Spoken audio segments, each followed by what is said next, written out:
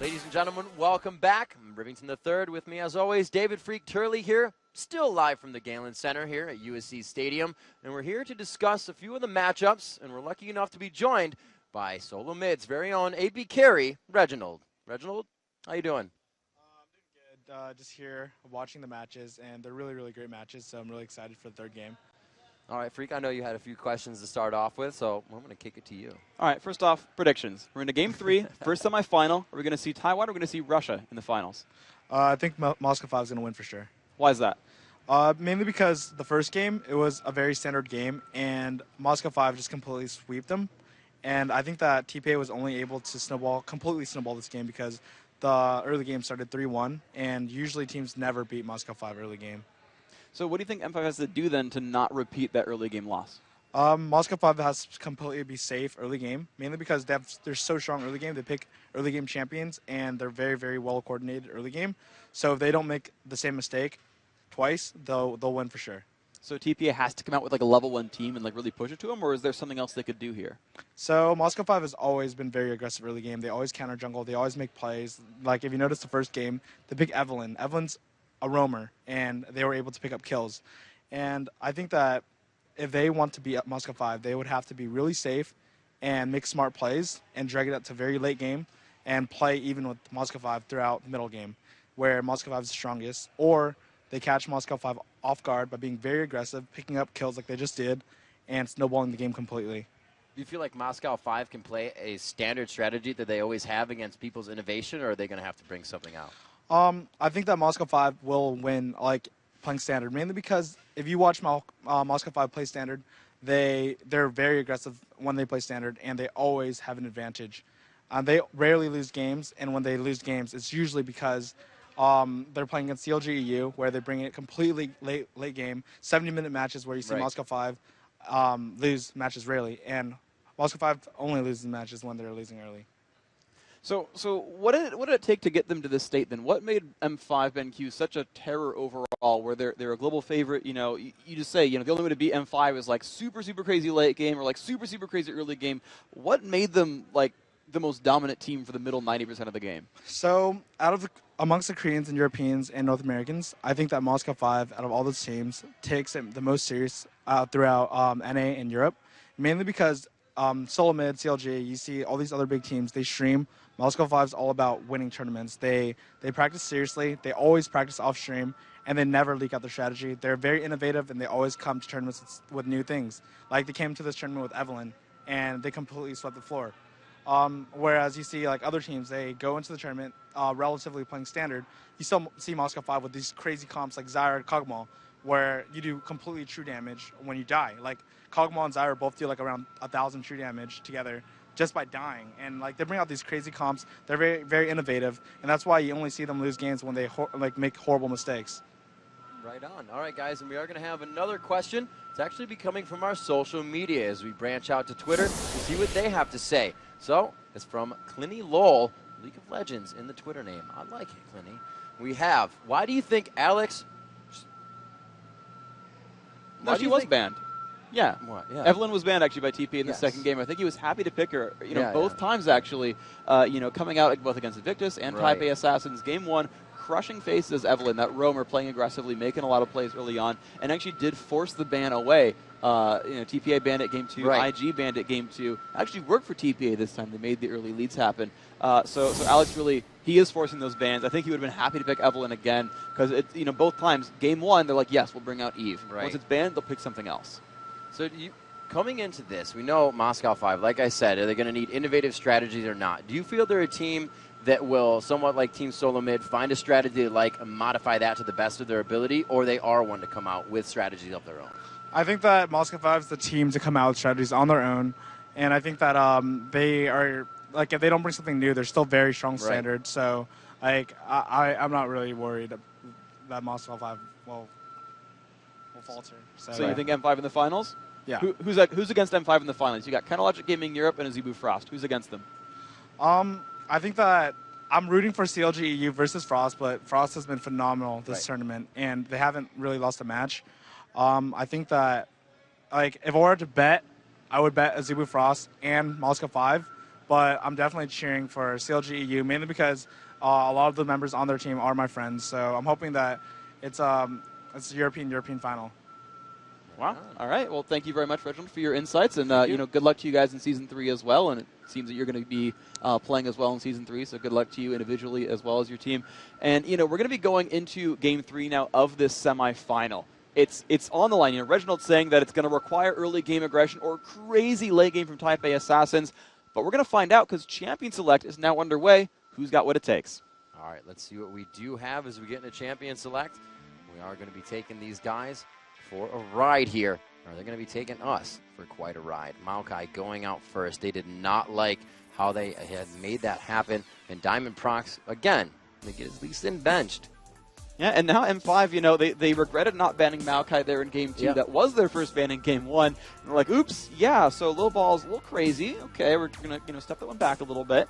Evelyn getting banned out, still licking their wounds from that one. And third time in a row here, M5, they are banning out Jace. They do not want to deal with Stanley's Jace. He picked that one the very first game against Najin's Sword, and I think Sword regretted that one a little bit. So they're removing a lot of those crazy aggressive top laners. And Taipai Assassins, actually, they were all about that first pick Orianna. They banned it both times now that they were on the second pick team and simply first picked it when they were blue. So TPA giving a lot of respect to Orianna as a champion, wanting it for themselves, giving, of course, every single time respect to that Lee Sin from Diamond, and then freeing up that ban onto Evelyn because Evelyn a bit scary. So we'll see what M5 goes for right away. And, of course, now without Nunu and Sona dropped out, they're like, great, we get Nunu. Let's win this.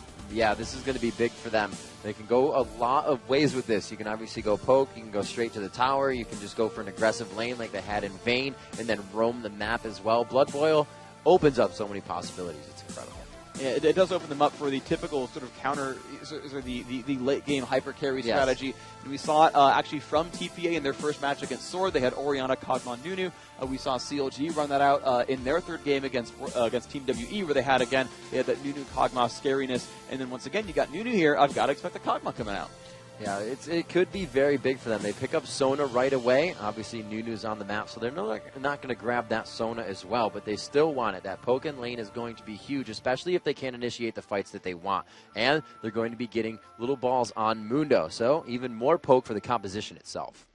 So right away, TPA is showing me that they want to play a counter strategy. They want to get some picks out. M5 has to pick an AD carry, their mid, or their top laner here. Okay, yeah, their jungler's in. Okay, their support is in. And they've finally shown, if this is the Kog'Maw pickup, it is going to be not only a crazy aggressive jungler who will make a lot of plays and often steal some buffs and steal some gold, but they've said, yes, Nunu Kog'Maw is our bottom lane. It's late game. It's scary. Come at me, bro. And honestly, with Sona in this mix, I think this is pretty okay for TPA, honestly, because I think Sona's a good matchup against Nunu because she can poke at him from out of Ice Blast range. If they do grab, and the insta-lock there on Ezreal, this is the lane I expected to see. Sona Ezreal is very long range. It's a lot of poke, and there is no sustain here for M5 BenQ. Nunu and Kog'Maw here are going to be kind of left to absorb damage and have very few openings to counterattack back. Even if they do counterattack, even with Blood Boil and Ice Blast, I still think Essence Flux wins that matchup, and that Sona Ezreal are still going to win a 2-on-2 fight. So it's going to be on the junglers here, because the general gameplay here, I expect TPA's dual lane, if they 2-on-2 at all, to win that matchup. On the flip side, though, if one jungler does better than the other, you'll see that matchup flip. As far as an equal trade goes, I'd like that for Taipai Assassins. And this looks very similar to a prior strategy where they've run Anivia with Mundo together. There is a lot of area control here. Yeah, they're just looking to completely disperse that fight. Anivia's ultimate, great at disengaging and make a team split, and then you lock them down with that Mundo and Ezreal as well. We have the Sona for disengage or engage if they want, but like you said, that lane matchup could favor the bottom for TPA. You see that Genja waiting to pick here, as well as Gosu. They really only have that Nunu coming in for Gosu, as well as Kog'Maw for Genja. So they're picking, obviously, for other champions on this. They're looking to counter somewhat here. They have a little bit of time left, and what they're looking at is really to be able to dodge and get back into a fight. The reinitiation after the cooldowns have been wasted, really. Dodging that crescendo, getting out of range of BB, as he's just been amazing in his positioning this entire matchup.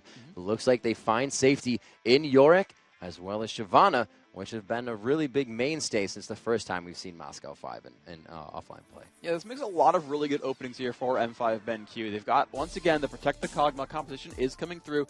They've grabbed Yorick to clone that and make him really, really powerful. TPA, again, actually running Needly as a counter lane here to Yorick. Really wanting to shut him down. Now, I don't think she made any really major plays on Darien early on. They did keep him locked up in his lane. They kept him there. It kept getting him roaming, because he had that triple kill in game 1 that really turned the game around. But I didn't really see Stanley doing anything all that different otherwise. He's going to be there split pushing and setting up a lot of moves for his team, but without that crazy Vayne scaling, without the crazy Orianna scaling, I don't know, it feels like a very different composition here where, I don't like TPA playing split push. I don't like TPA playing for the late game, because they've got Nunu Kog'Maw with Gragas there to completely split up a team. If Mundo or Needly tries to dive in, Explosive Cast will shove back the back line. It will push Needly even farther into the group, and then she'll just get eviscerated right here by a blood-boiled Cog. And I don't think Mundo's got enough presence there to follow that up and make that a kill. M5, I think they've got all the champions they need to make this a really, really powerful Game 3. Now, as far as level 1 power is concerned, TPA is pretty strong. Ezreal, Anivia, Dr. Mundo, Sona, all these guys are great early on. But I think TPA's got to make something in the first 10 minutes, or it's going to start really running away from them. I got to ask, Diamond Prox, amazing on Shyvana, and it's not a necessity, but what is your feeling about the lack of hard crowd control for that Shyvana jungle? It's not too bad overall, and he's actually not even bringing Exhaust in, so he's not looking for all that much gank power. And when you look at really his lanes, you don't really need to gank for Nunu. I mean, they have some gank presence, they have slows, they have damage, but you don't really care. Gragas doesn't need ganks, he can just escape. You never really want to gank for a Yorick, because he doesn't contribute much to that gank either. They're looking at Diamond, I think, to just be hyper-aggressive and deny jungle. And the problem is, though, he's against Dr. Mundo, who's going to be really good in the jungle and get the farm anyway. The Shyvana pick I don't love a whole lot. But you can at least use the Dragon's Descent to push back aggressors. They've got pushback from Gragas, pushback from Shyvana, and that might be all it's for. It's one of the junglers he's comfortable on. It's a fast clearer. She does a lot of damage overall, so if something does dive in, she can support that. I don't expect her to run in and try to kill Ezreal. I expect her to run in and kill not Shyvana, but to kill Needly, maybe try to kill Dr. Mundo, and kind of sit on the front line with Darien. And they'll just kind of all coalesce around Genja and have that nice little bubble there. And then it's fine. You don't need crowd control. You just need damage, and that's acceptable really overall, especially when you've got Ice Blast, Absolute Zero Explosive Cast, Body Slam, things like that to keep them in place. Then just sit in the front line, be there, and just let Kog'Maw kill everything. That's pretty reasonable. So I think that Diamond's going to kind of sit in the jungle a little bit more, farm more than you would normally see him on someone like Lee Sin or Xin Zhao, where he'll gank safe pretty game. Frequently. Yeah, he's going to be a little bit safe. They're not looking for any crazy major moves early on, because it burned them a little bit in the beginning where they tried to stop the counter jungle. So I think it's a more reserved game from M5. And it's just like Genja, just have a safe lane. I might even see M5 go for a lane swap just to give Genja free farm and to let him get to that late game. Yeah, TPA was really focused just on how to hold and start the aggression in the game. We saw the turret at 22 minutes. That's quite a late turret. They were allowing Moscow 5 to grab Dragon. We'll see if it happens again. It really didn't affect the game that much for him. Jumping into the match now, we are ready to get underway with your last matchup, do or die for both teams as we come into the semifinal match. Moscow 5 BenQ versus Taipei Assassins. One team is going home, and one team is going on to the World Finals. Yeah, these teams are guaranteed $150,000 for being one of the 4 best teams in the world. By all rights, the 4 best teams in the world. You're seeing them in front of you today. After this match, we've got another semifinal as Counterlogic Gaming Europe does take on Azubu Frost for the other final slot. Yeah, the remake of the OGN Champions Summer League. But here you've got the Game 3 for the best teams in the world. One of these guys is going into the finals. You know, we've heard a lot of the audience call M5 BenQ a heavy favorite. Reginald favored M5 BenQ as a heavy favorite, but a lot of these other players, Hotshot and I think Wicket as well, saying that TPA had the advantage here. And TPA, once again, playing aggressively. Pressure and Poke start off this invasion. They did get a little bit of damage onto Alex. He is going to not exactly use that to advantage, but have to stay in the back for this fight. He's really going to be able to only throw barrels out, maybe get his Ignite off if the fight were to happen. But I'm talking about something that won't. These guys are headed down a little bit here. It looks like they're going to try to Flash Frost over that bush and grab somebody if they can. They found Gosu. He is forced to flash out, which then gives them the aggression they would love to have in that bottom lane. Freak is going to make it very good for them. Diamond trying to clear out his jungle, knowing that they could be close. They have the ward down, and he says, I just figured they took it already. And this is actually really smart. TPA already planned to go for red from minute 1. If you look at the top river, they already warded where Shyvana's running by right now, looking for the lizard buff invade. So they know that's happening there as a counterattack right now. And so Lil Balls with the lizard buff knows that there was one coming by, and he's going to go for the steal himself. And the thing is, though, TPA is not actually not really ready to stop that. So despite all their early move, that lizard buff is really just going to trade hands no matter what. This is just the mechanics of knowing something is going to work and that you're safe doing it. Genja in lane by himself. Here comes from the Poke from Mistake. Once they hit level 2, he's going to be able to heal that back, but they're going very aggressive here. Not even worried about Gosu, but Gosu body blocks a Mystic Shot, keeping Genja in this fight. They look for the kill, but the flash is forced. And the thing is, though, Genja, his summoner heal is still available, but the Ignite's already been burned from BB. They did not have the damage to pick up Genja. So this matchup actually really good for M5. Now, Ghost Pepper's low on health. He doesn't have any potions left. He will take some harass, and that's going to be on Mistake. He's got a ward in that brush. He's got that ward there because, again, he wants to poke in that brush. He doesn't want to let Ghost Pepper sit somewhere safe and immune to counterattack, so they want to go for some pressure here, and you'll see Mistake come in. There's the nice pressure.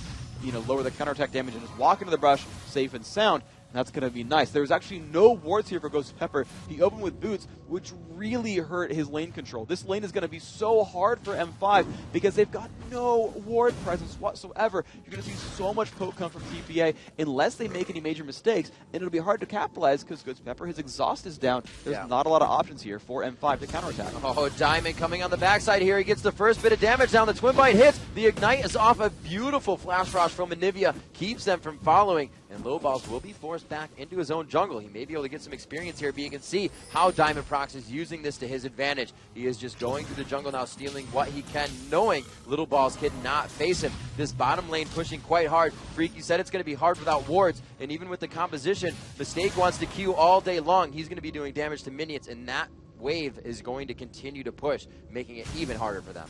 Yeah, the one good thing here for Taipei Assassins is that Mistake has that Fairy Charm early on, so he's going to keep healing on Sona. I mean, look at M5's health bars. They're so empty right now. Kog'Maw's out of potions. Nunu out of potions. There's no sustain there. Genja not having a good time of this one. He's got that 3 lifesteal from Masteries and the Summoner heal if he gets into a pinch. Now, hopefully TPA remembers that that's still up, or otherwise they're going to get baited into a bad fight. But other than that, there's not a lot of recourse here. M5 going to keep taking harass. Maybe they lose their turret, but, you know, ultimately it just makes it a really, really scary situation for Genja. You know, Freak, I really like Sona as a matchup to Nunu. The heals usually just negate the Flash Frost, and to the point where you gain an advantage in the lane, you can carry it off of that as well as the poke. Little Balls coming in mid here. Alex taking a cleaver, but he realizes that, you know, it's kind of just aggressiveness in mid. I'll back off from this.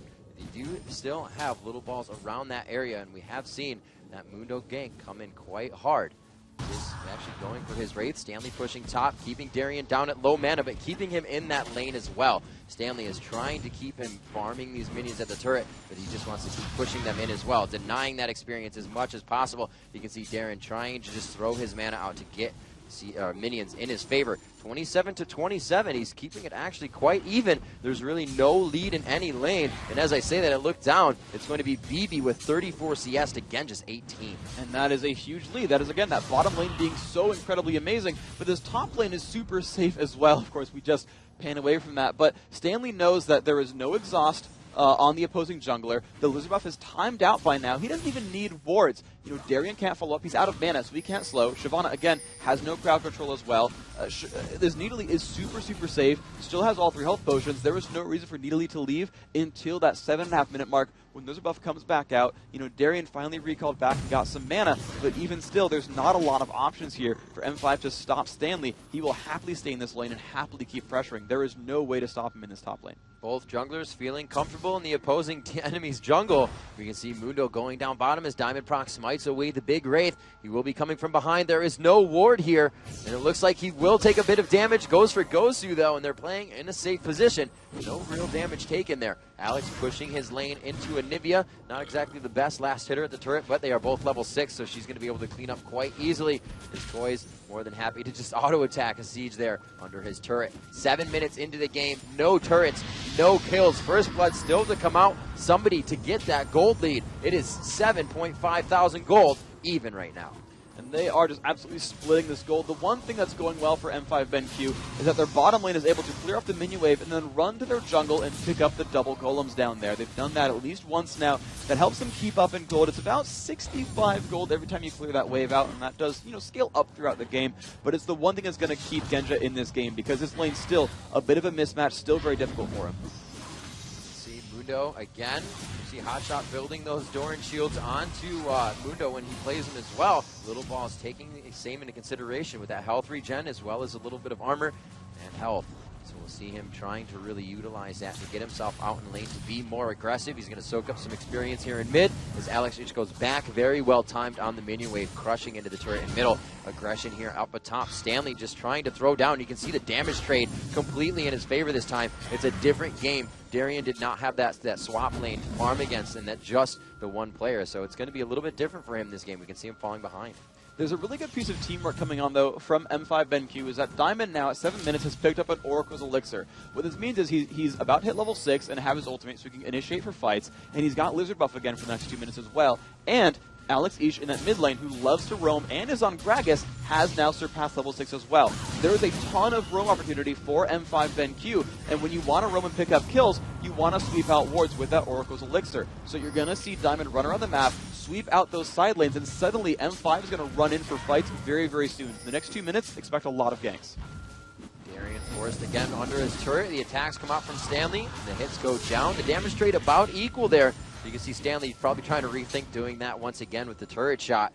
Darien playing each instance that he can to get that damage back. A little bit of a gold lead here going in favor of TPA, but they tick together, keeping about 100 gold difference. Toys picking up that blue buff. It is now up for Alex Ich, and he is forcing one more wave again into the turret here for Toys.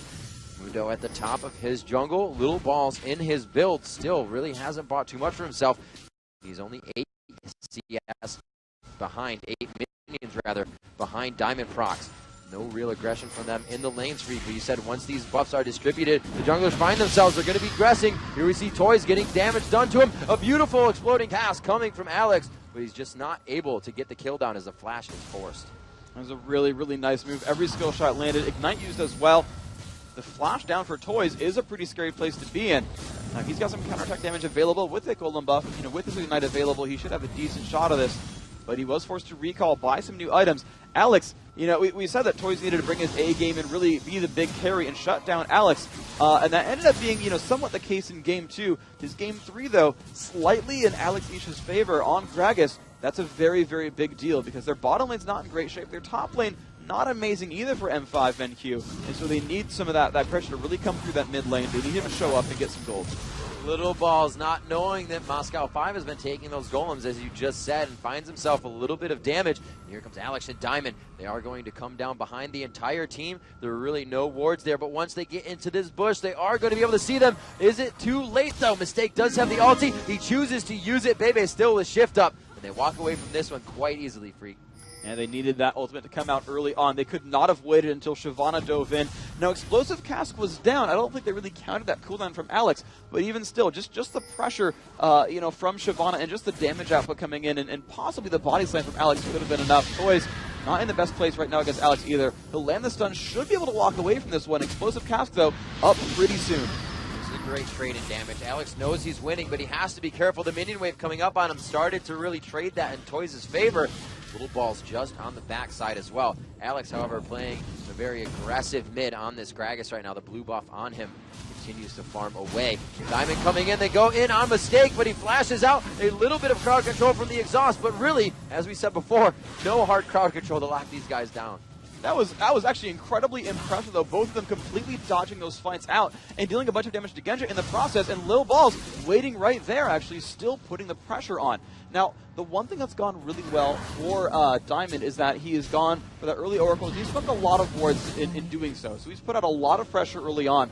But he's not put pressure on that top lane. Stanley, I criticized that needly counterpick. Turns out it's a really, really good counterpick. Rushing that Chalice gave him the mana regen he needed and the magic resist to actually out-trade Darien and keep the pressure on. And again, knowing that he's needly, knowing that there's not a lot of pressure coming in from Shyvana, knowing that he's not the focus here, that M5 would leave Darien to his lane, allowed him to keep the pressure on and actually snowball his other lanes forward by killing off turrets. Once again, the Chalice into Spirit Visage coming up for Stanley. He's going for the same exact build. If it's not broke, don't fix it.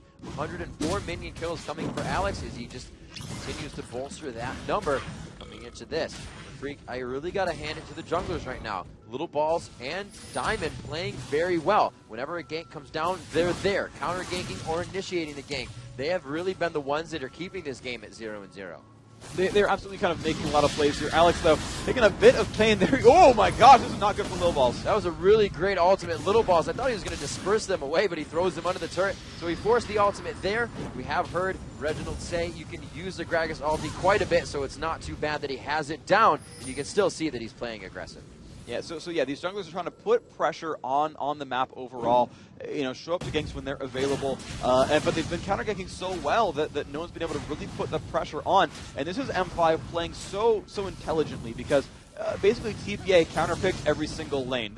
They saw Yorick come out early and counterpicked with Nidalee. They saw the duo lane come out with Kog'Maw and Nunu, and they counterpicked there Sona Ezreal. They saw Gragas come out. They counterpicked with Anivia. I think with the exception of the jungle, every single one of TPA's lanes was basically picked second and reacted every single pick. And they've tried to build themselves counter lanes in every single situation.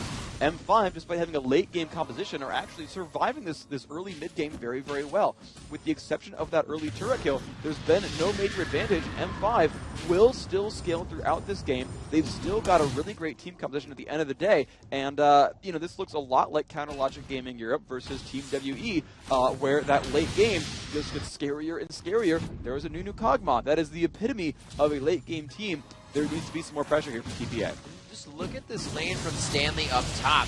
He has so much more confidence this game. I said if it's not broken, don't fix it. He plays Nidalee versus Yorick again. You can see him taking some damage here, trying to jump past, get some minions in his favor during this fight, but he's going to be forced out of this one. However, he took that turret down way earlier than last game, at least 10 minutes before that, knowing he would win his lane definitively, pushing Darien in. There's going to be a lot quicker roam now, a 2,000 gold lead coming from TPA, and they're going to be able to control the map just as they did last time. So that play from Stanley is just huge this game.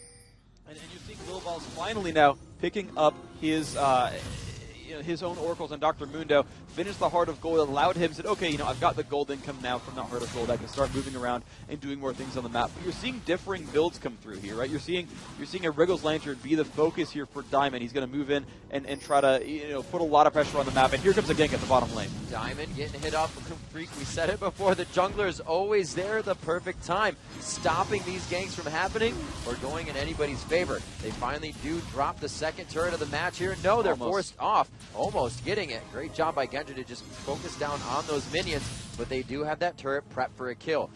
Alex Each looks like he's grabbing Wraiths and may head down for an assistance here, but they have to know that a lot of time has been taken, so what do they consider to be something that's worth their time right now? Genja's baiting out because he's got a bunch of teammates coming in. Darien flanking around the back. This is going to be bad. This is going to be big, and there is Darien. They did spend enough time down bottom taking out BB. Nice move overall. You're going to see now they get map control for it too, of course. They've got that Oracles, they've got all that pressure. Stanley will trade for a turret, and actually, this is a really good turret to trade for. It is very hard to kill secondary turrets here, so this is actually, I think, an advantageous trade overall for TPA. Just looks like one of those games that bottom lane will soon be forgot about with all the focus top. That Baron's going to be next. They get a kill, or they get Dragon rather. A beautiful steal there, looking for the kill. Baby is still down. Goes to Pepper with a sliver of health. Looking top as Alex Ish tries to hold off Stanley. Toys here on the chase, throws down the wall, just missing out. Diamond, the ultimate passing in front of him as well. Moscow 5 walks away from this one, but Toys on Anivia grabbing Dragon. This is actually really good. Stanley chasing this one down. Must force that flash. Alex just dodging those attacks. If any basic attack had landed, that Lucy buff would have been enough to chase that one down. Alex was out of mana, and that's really the great thing about Needly is she can fight tooth and nail for a while. Everyone can get low on health and low on mana, and then she's like, well, great, Cougar form costs no mana. I'm going to assassinate you. Thank you very much. Really good situation there. And with that Dragon Steel in there as well, they've actually pushed themselves very, very far ahead. That's normally really the skill there for Diamond. And I think there was some coordination there, TPA saying, you know what? Yeah, our smite, we're not going to kill it, but Anivia can last hit it. We'll smite early and make that happen. Who's who has the most gold? Anivia, 5,600 for Toys, and right behind him is actually going to be BB. These guys are carrying the game. 49,000 for Alex Each, or 4,900 I should say. He hasn't even hit 5,000 yet, so you can see that money domination for Taipai Assassins is really what keeps them winning these fights. Now we do have that first blood coming in for Darian, but it's going to be that money that really helps TPA in these fights as they get together as a team. We've seen Moscow 5 has very strong mechanics, but Taipai Assassins is finding a way through that, and they're really taking these fights in their favor. The Dragon Steel helped them a lot with the control of gold. They have 3 turrets down on the map. Freak. The entry of the jungle becomes so much more heavy for them now. They're able to just initiate so much more. Stanley getting himself in a pretty sticky situation here as he makes his way into the bush, dodges the Flash Frost, or Ice Blast, I should say.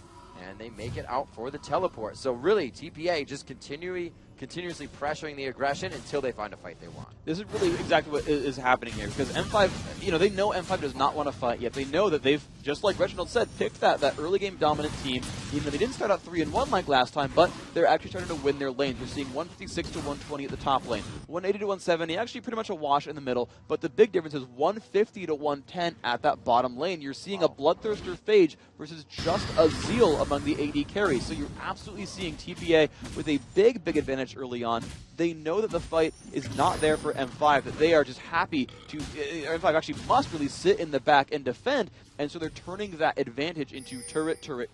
A very fortunate Dragon Steel, to be fair. That was very close. That was neck and neck, but they're going to keep that pressure on. They're going to let Stanley overextend just a little bit because he knows there's not a lot of damage yet here on the other team, and they're going to let him kind of move in and really go for pressure here, trying to turn these around, get more turret advantages, because then, as Hotshot, I think, said, where, you've got to accrue enough of a gold lead early on, right, that when it comes to late game, you're still on equal footing because, hey, if you're richer, you've got items. Who cares what your champion is?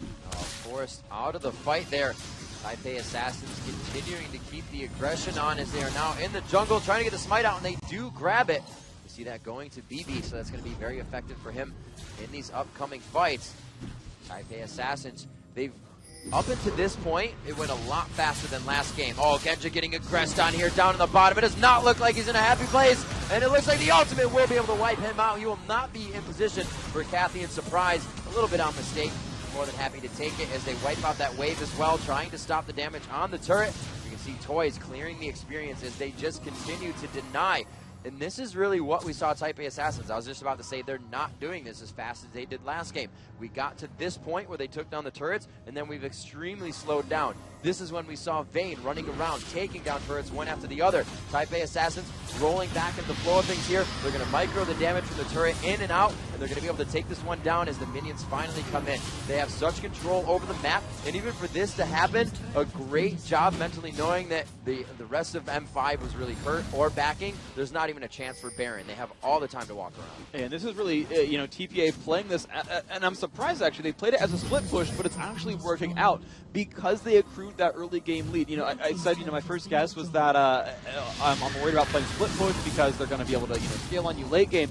But with all the lanes winning, that split push is allowing them to actually put a lot of pressure on different on different lanes, because the difficulty for them is that they're facing against Kog'Maw, who's got Area of Effect, and against Gragas, who's got amazing Area of Effect damage.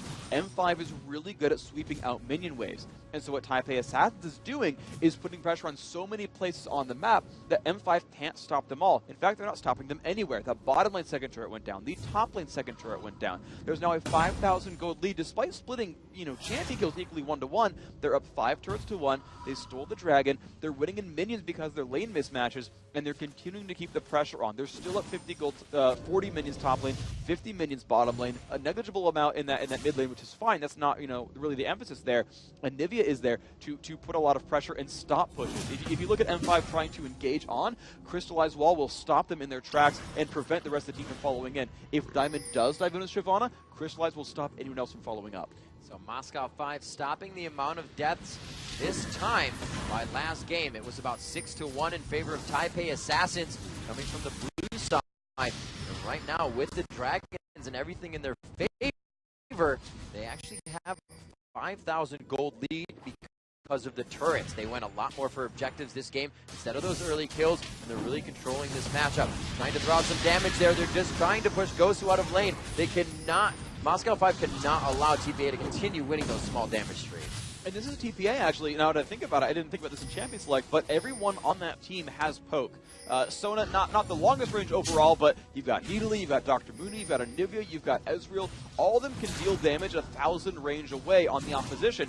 And as soon as M5 picked up that new first pick, they knew there is no healer on this roster. Not a single person, except for Yorick, and a little bit of Gragas as well, can really replenish their health bars easily. And oh, look at that, we're Crystallized blocking out Darien, forcing him to flash away. That is a loss right there. See, he's still trying to focus. He is not happy about what happened in that situation. They pushed him out of the fight. Ultimates used on both sides. Looks like they're forced out of this one. The teleport coming in from Nidalee, but it is stopped as well. So he's going to stay bottom lane and harass Genja. So Stanley now versus Genja in that bottom lane as the rest of his team begins to push here. He's going to be able to get some good damage. No, he hit actually Genja with something there. Took a little turret dagger, was forced to walk back. But if his team can keep them up top, no, they can't. They've allowed him towards the bottom. Stanley now forced to fend for himself, flashing over the wall. If he can hit that bush, he's pretty much out of here and gone. His team will be able to help him. And we can see the pressure he's able to push. Just Stanley is dictating where Moscow 5 needs to be. And look at Poison's build. It's really interesting. He rushed the Fiend's Unholy Grail, but then immediately jumped onto Banshee's Veil, knowing that TPA's strength, again, is a long-range poke team. Now that they've sieged a lot of turrets, now that they've built themselves a 5,000 gold lead, this actually looks a lot like a Zubu Frost versus TSM Game 1, where their team is so long-range, and M5 has to have a really kind of unfortunate engagement, a very difficult engagement to push themselves in. And the best way to do that is explosive cast, pushing toys out of position, and just making an omelet out of Anivia. By getting that Banshee's Veil, there's no easy way, as long as he's able to dodge abilities, there's no easy way for them to actually, get her out of position. The explosive cast will get blocked by Banshees. If he's watchful, he can dodge the artillery shots from Kog'Maw and never get that Banshees pop. There's no really other way for them to easily break that Banshees. And so if Toys is on his A game, he's watchful and making sure he's paying attention, he should never get chunked out and never get out of position, and he will continue to be that crazy long-range threat that doesn't allow anything to happen to his teammates.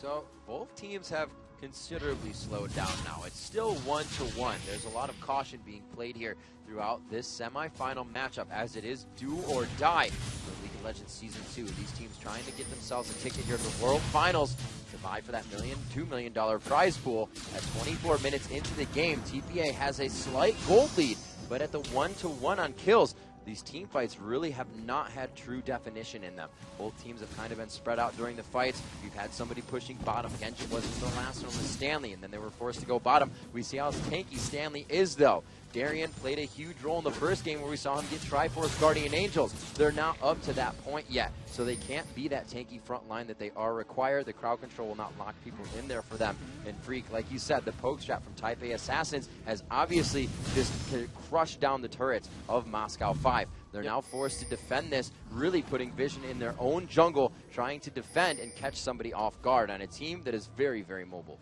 And what TPA is going for now is they realize that these turrets are much harder to kill. It's very difficult to go for an inhibitor turret. Their split push got the pressure and killed the top and bottom middle turrets there. Let's go down to the inhibitors there. This mid lane is the only easily accessed turret left, but like we just talked about, M5's lineup, specifically with Kog'Maw and Gragas, are very good at stopping pushes. So M5 are looking to sweep wards, or not M5 rather, but TPA are looking to sweep wards and bait M5 into an unfavorable battle. The entire area from blue team into Baron is just filled with amazing places for Anivia walls. If you go from the Golem area, there's just like a really tiny choke point that even level 1 Crystallize would block out. You go from the other entrance near the brush, again, Crystallize will block that out as well without much effort. If you ever see TPA go for a Baron attempt, expect to see Toys in one of these brushes, once he gets Golem buff, expect to see him in one of those brushes near that Baron pit, but not actually fighting Baron too much himself, ready to Crystallize and block off M5 when they go in. Now, he might block off all 5 if they think they can kill Baron in time and just simply pick up the kill, or they'll wait for someone to cross, wall off the rest of the team, and then jump in onto that teammate. The problem is, if they wall off one person, like Diamond or Darien, Darien's 5's about to come up. Diamond, of course, is Shyvana, can ult back over or flash back over. Alex can body slam or flash. And again, everyone at M5 has flash. So I would not expect TPA to try to wall off one member, go for a kill, because it means, they'll have to turn around, Baron will get some health back, they'll just flash back over, Crystallize will be on cooldown, and then M5 can go back into the fight. So what they want to do is finally clear out enough wards that M5 has to guess when they go for Baron. And when they guess, they need to get to the point where they see someone at the bottom lane, like Genja's trying to farm at the bottom, or Stanley split pushes, forces Genja to defend, and then teleports to his team. Once they've blinded all the ward vision, and once they've done that with their Oracle sweeps and started out Baron, they can deal a whole bunch of damage, they can pick that out, and just crush it down really fast, and Mundo, Nidalee, and Ezreal are really good at that. And then they can kind of go together, wall off the engagement, pick up Baron, and then siege again from there. With Baron buff, it's very easy to siege. As they are going for it, I feel that some of Moscow 5's points of victory are now being nullified as everybody on TPA is acting as the carry. Very nice barrel coming in from Alex. A lot of damage being taken off there, and that is something that is considerable in a fight, especially on BB. If you can separate him from Mistake, there is not much peel that will stop the fight from happening. Stanley off on the side, but he gets to the fight very quickly. True Shot Barrage going out. Looks like the blue buff actually goes to Toys on that one. Again, stealing a buff for himself. Actually stole Dragon last time. The initiation goes down. This is the damage that they needed. They are able to get a good amount down. They do drop 1 for 1 right now. BB finds himself on the ground. The focus on Stanley, but it is the escape artist Nidalee to flash out alive, and they're only able to grab 2 for Gosu. A huge fight for Moscow 5. And that was an unfortunate initiation. TPA burned all of their cooldowns on Ngozi Pepper, but they were all grouped together. They were just touching each other, holding hands, and getting just crushed down by Absolute Zero, getting crushed down by Shyvana's initiation, and the barrels coming out from Alex Ish. That was the exact fight they needed, killing out the AD carry. M5 now has map control, and they're going to immediately jump for the biggest thing they can. They've got to risk it here. They're going for Baron. They put Genja in the right spot. If they did not have him for this, they would not be attempting Baron. But good pressure now coming in from Stanley. They have Anivia on the right side, and that just spells too much burst damage for them. They back off.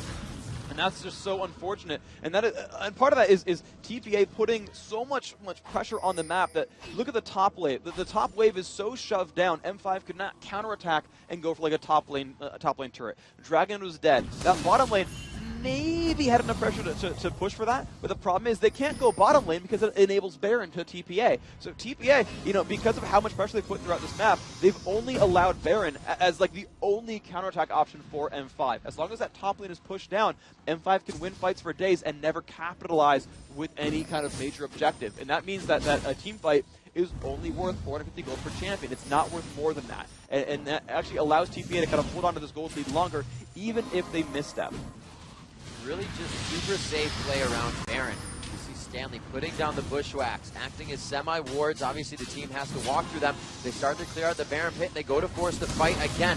They may have waited a little too long as they were pushing away Moscow 5 there during that portion of time when they were back to base. There it is, the crescendo going off, missing the entire team. Stanley all by himself, forcing Gosu out of the fight. He won't even be assisted.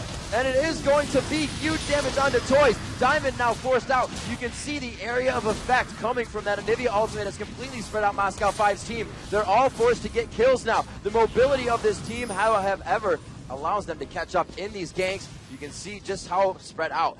Genja had to go to the left. We saw them going to the right. Gosu Pepper did go down in that fight as Stanley just had his way with them freaks. TPA dictated that fight from the second one. And a lot of that was really the Harrier Stanley on Nidalee completely splitting up that roster, and it looked so much like that prior fight where TPA got jumped on, and it was just like, oh, this is scary. Toys got jumped. Oh my gosh, everyone's just like, gonna lose their cooldowns and get dropped out. Mistaken fully whipped crescendo. But the thing is, Genja was never there to follow up for that fight. The last one where M5 went up 2-1 in the battle is because Genja got to keep putting on damage, on top of the ultimates going off, on top of everyone else dealing a whole bunch of damage. That was not the case this time around. That was Nidalee pulling so much aggression, and by going Trinity Force here, playing a bit of a different role here, actually being offensive based, he is able to jump onto Genja and really, really ruin his day. Genja must respond to Stanley's moves, and with Stanley being level 18, with Stanley, 3-level advantage there, that really allows him to jump onto Genja and force a response. So Genja cannot hit targets he wants, he cannot push down on the rest of TPA, and Stanley being so amazingly strong, a lot of magic resist, now going for a Guardian Angel on top of that. There's no easy reaction to Nidalee here. They are really shutting down Genja this matchup. He is already out of the base. Don't think he has too much money under his belt, and he's actually going against Triforce, Bloodthirster, as well as a little bit of damage mitigation. I think we're going to see maybe a Quicksilver Sash. I'm not sure. That Negatron Cloak is out on Ezreal, but you can just see 10,000 gold to 7,600 gold. He hasn't even finished the Infinity Edge yet. He does have a Phantom Dancer, but with 31 minutes into the game, you really need to see a lot more pressure coming from your AD carries. Huge props to Taipai Assassins for shutting down that champion. And once again, they're just going to put the pressure onto Baron. They're going to be ready to toss those crystallized out. There's Toys waiting in that brush. Gets the wall off into Darian, and his flash is up, though he should be safe. He's just tanking and baiting time. This is the damage he needs. He does so as Alta the Crescendo goes to. They put a ward over the wall so they can see better in this fight. The entire team is making it there. Darian gets himself out of life. True Shot Barrage going through them. Not enough damage to take him down. A beautiful Void Ooze from Genja, but the flash wall from Toys. The initiation is still on, and they're forced to back out of this one as they just did not want to walk through the choke of that wolf. Now, once again, that is Darian playing his role so effectively, saying, yes, focus me, stop hitting Baron, just fight me, I dare you. Pop his Guardian Angel, but that's fine. He gets to go back to base, buy items, and once again, TPA's attempt at killing Baron is stopped again. Now, they've lost a Guardian Angel for it. That is relevant, but the longer that M5 can buy time, once Genja gets that Infinity Edge, you've seen their team fights be so good that it's just, can Genja actually deal damage? If he can, you'll see these team fights go M5's way. Really needs that item. Once he hits it, probably about 35 minutes, Genja will become a time bomb for his team, and it needs to be protected. They are going back towards that Baron area. They could have the upper hand here. It's quite low mana for TPA. I'd be very surprised if they try to start this fight. 3-4 is the kill score as it just continues to creep up. TPA with a bit of a lead there.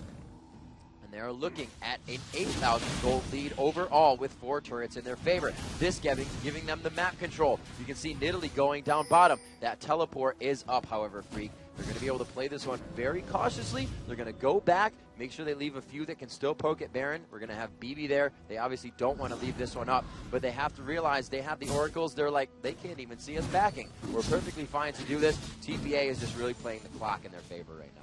Yeah, but again, that clock is still risky because Genja will continue to scale. Now, finally, you're going to see a death cap come in soon from Toys. That'll be a big damage shift. There it is, picked up there. That's a very, very, very, very important buy, but there we go. Stanley getting his Guardian Angel on top of that. Now it's going to be even harder for Genji to survive this. He's got enough armor, honestly, that even Infinity Edge Phantom Dancer, not all that difficult to deal with. Little Balls, again, preparing for the Baron attempt, running through, sweeping wards, putting another one down, and once more starting out this attempt. Eevee, though, burning his Arcane Chip for this, a little bit of a risky proposition. See what they do have. That True Shot Barrage is down. We have a few flashes down for TPA, but most of their summoner spells are up. I'd say 90%. All of them except for Ignite Flash for Darian. These teams are definitely ready to dance out this Baron right now. They are in the best possible sorts of their summoner spells and abilities. However, the items in favor of TPA. So it's really going to have to focus this fight perfectly. Darian getting locked up. He took a little bit of damage. That's going to be a tower for TPA as they solidified their advantage a little bit more. We're going to start pushing all of these waves down. You can see the pings going back. They're saying, let's make sure none of the buffs are there. Let's deny everything we can in their camps and only give them the small waves that are coming in. And that's the thing that's going to hurt Genja as well. He doesn't have a lane to farm. He's only picking up minions every so often with his team clearing these waves. So he's not going to get that Infinity Edge super soon. An impressive move in, and there's the crescendo. That's going to be big damage. Darian will go down. The ultimate was used previously. No, actually, he has it back up in time. So they will have some time to create some disruption here. Alex Ish does not like it, though. exhausted out quite quickly. His damage does nothing as he waits for cooldowns. He does not want his Guardian Angel to go down in vain. You're going to see that fight forced out. He does have the red and the Fates proc going on him. Alexich will go down. They're going to focus that Guardian Angel. We see very low health on Toys as well. He's forced to go back into the fight. The portion of it, they know they're going to win. Stanley still giving 0 assists. He just fights in a 2v1 situation. 35 minutes into the game, TPA completely dictating this entire fight. We have 2 down for Moscow 5 NQ. Stanley just jumping right out of absolute zero as 2-shot barrage hits. And you can see they're keeping them from backing. Stanley is allowing this Baron to go completely uncontested. And that's going to be the exact right answer here. They had the Baron dance earlier, getting that turret kill, and then finally got themselves into the battle they wanted. They just split up M5 completely. Baron is theirs, 53 to 41,000 gold. This is looking so good for the Taipai Assassins. They've just been strangleholding the map the entire time.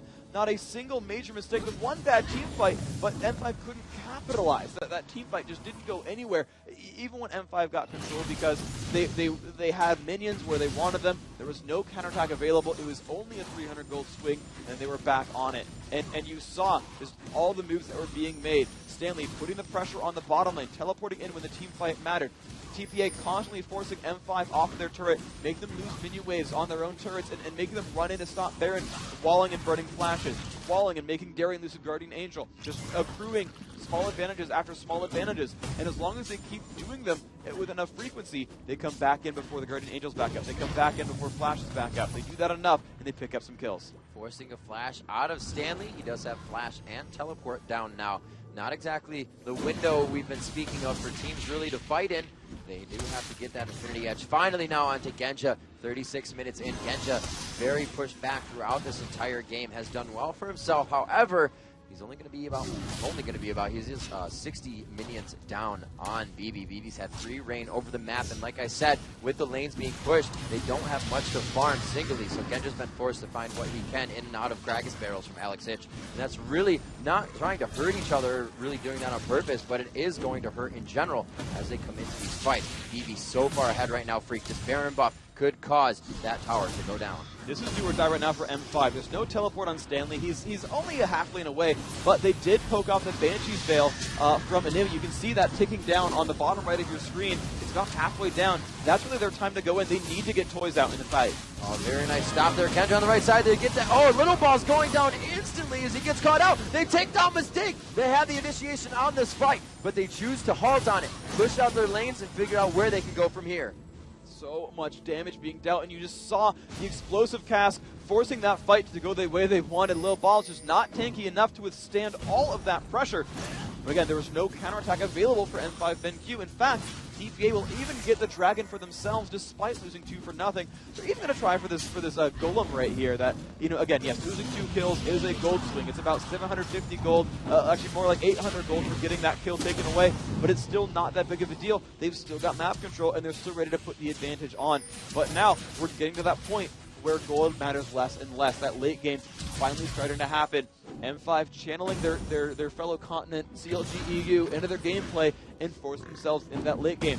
New Kog'Maw will be incredibly difficult to deal with at the end of this game. So right now, what I think is that a Frozen Heart needs to come out, I think, from Nidalee here. She needs to put that on and slow down the attack speed of that opposition, because Kog'Maw's now really scary, Shyvana's now really scary, and even York's going to be a bit difficult. He's got that Trinity Force, he's got some decent damage output, but it's mostly to survive Kog'Maw. Again, these team comps are about bashing their skulls into each other in the front line. They've got to withstand the damage from Genji's Kog'Maw here. We saw how much pressure Gosu was getting in the early part of the game. He really just went for an item that's going to facilitate Kog'Maw 100%, as well as Diamond procs, but really that Zeke's Herald rather, the lifesteal as well as attack speed, just buffing up, and it's really going to be going to Kog'Maw. You'll see them really sticking together. Gosu has been forced out of the fight, and Stanley's been doing a great job at that. He can only blood boil once. It lasts quite a long time, but that aura from Zeke's is not going to be assisting the team. So we'll see if Stanley goes ahead, focuses Gosu one more time in the fight. They're also missing out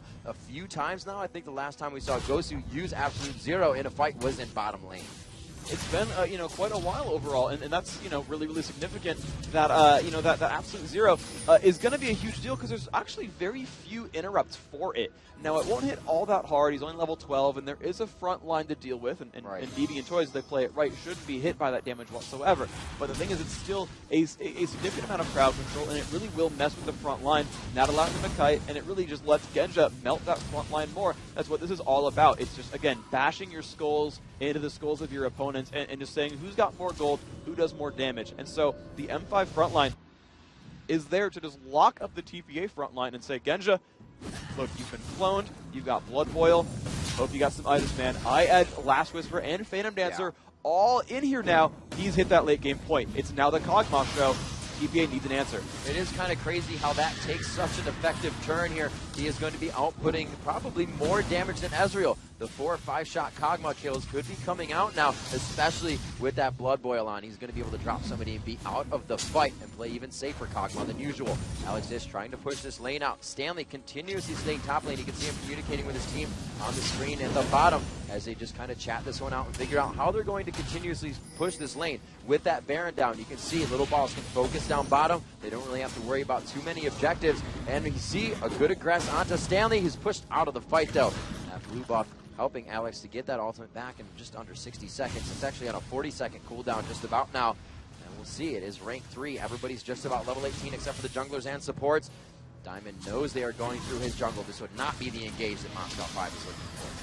No, they're just going to keep stealing these buffs. And again, this is TPA knowing that they have map control. And in a general fight, especially in the jungle, TPA is happy to just fight like, oh my gosh, Genja, there's a crescendo. He's going to get almost taken down. Oh, he does live, though. However, Yorick ulti coming in. It looks like he wants to get back into this fight. But the Bio Arcane Barrage not even hitting anybody. He throws out one auto attack an entire fight. Very unfortunate. He did take a lot of damage, Freak.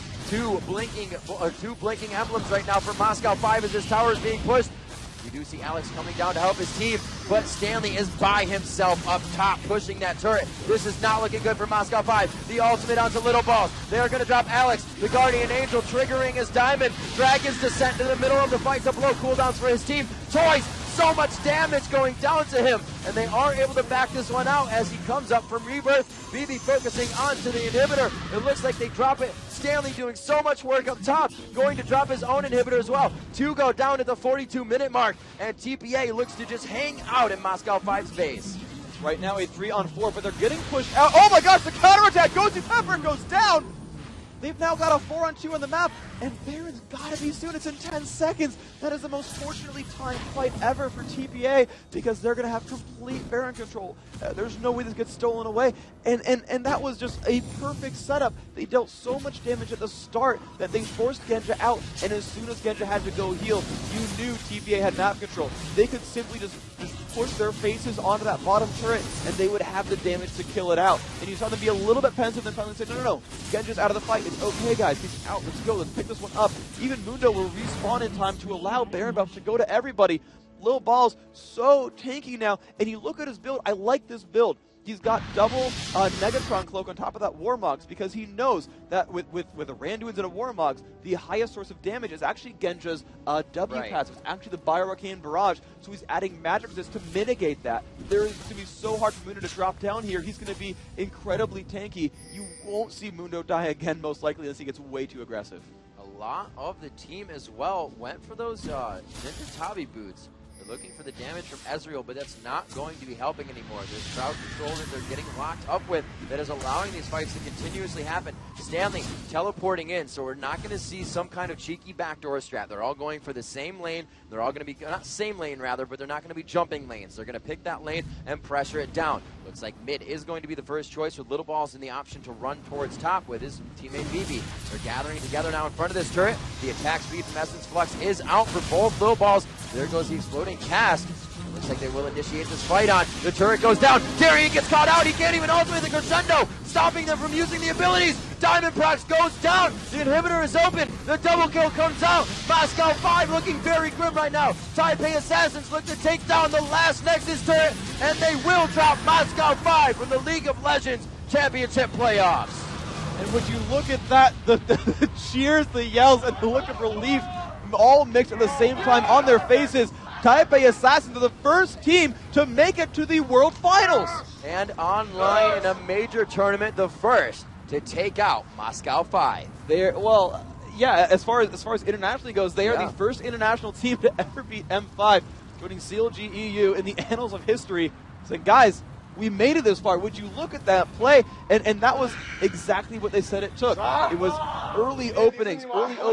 Stanley crushing faces top lane, absolutely took out Darian. I mean, Darian is scary. He didn't feed. He didn't make any bad mistakes, but that lane matchup was brutal. You saw him take the turret down about 12 minutes in. A lot of pressure there. You saw the bottom lane come out ahead. That Sona Ezreal, that counter lane, that was exactly what it took. They knew they were fighting Nunu Cog. They knew it was late game, and they said, yes, M5 BenQ, we know you're late game. We know you will scale like crazy at this game, but we know we can play this game perfectly. We know we can put the pressure on from minute one, win mid, win top, win bottom. A little rocky in the jungle, but that was okay. They won all their carry lanes, every single one of them winning in minions for the first 20 minutes, taking turrets out early on as well, getting control over everything. The Dragon Steal was great, and then once 25 minutes hit, it was, okay, we can bait you at Baron. We've built a 6, 8, 10,000 gold lead.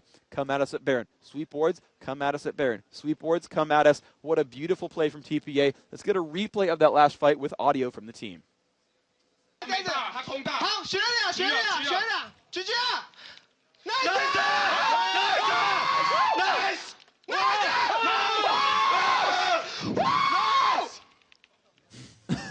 Damn, awesome.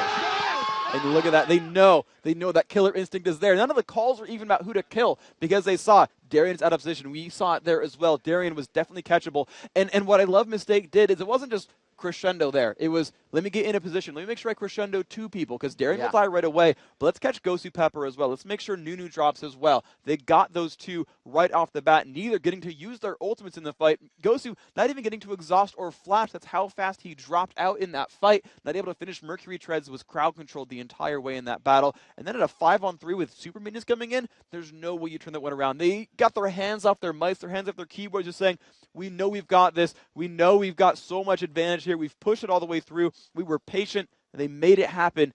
TPA, I mean, from second one, they knew what they were doing. They knew this was, yes, early game pressure will transition. And that is so confident to do that. Where it's not saying, we'll play a standard game. We think we're better than you. It's like, we know we're on a clock. And it's so scary to play an early game team versus a late game team because you can't slip up. You can't give them that advantage. You can't let them snowball ahead of you because there's no coming back once that happens. But every step of the way, they turned it up and turned it up and turned it up and kept that pressure on and completely collapsed on M5. Ladies and gentlemen, our first semifinal scorecard and the best of three, going to a full 3 games with hopes that the next will as well for CounterLogic Europe, going up against the Zubu Frost. An amazing matchup for these two teams as we have our first world finalists in Taipai Assassins. They're going to be heading up against, like I said, CounterLogic Europe or Zubu Frost on the stage being built right now behind us for the finals. We can see how the brackets have gone out here. CLG EU, a Zubu Frost to match up. Taipai Assassins versus Moscow 5 BenQ, the much-awaited semifinal match going to Taipai Assassins. The final matchup we had before that for our quarterfinals was World Elite going down, actually Team WE rather, going down to CounterLogic Europe. So already amazing matchups on the day. We found a best of 3 going to the final match within our first semifinals. Hopefully the next one will be just as amazing, Freak. Coming up shortly, of Zubu Frost, as I said, faces off against CounterLogic Europe to decide who will join the Taipai Assassins in the World Finals on Saturday here at the USC's Galen Center. Don't go anywhere. Rivington III and Freak. You're going to have Jat and D-Man next. Stick with us.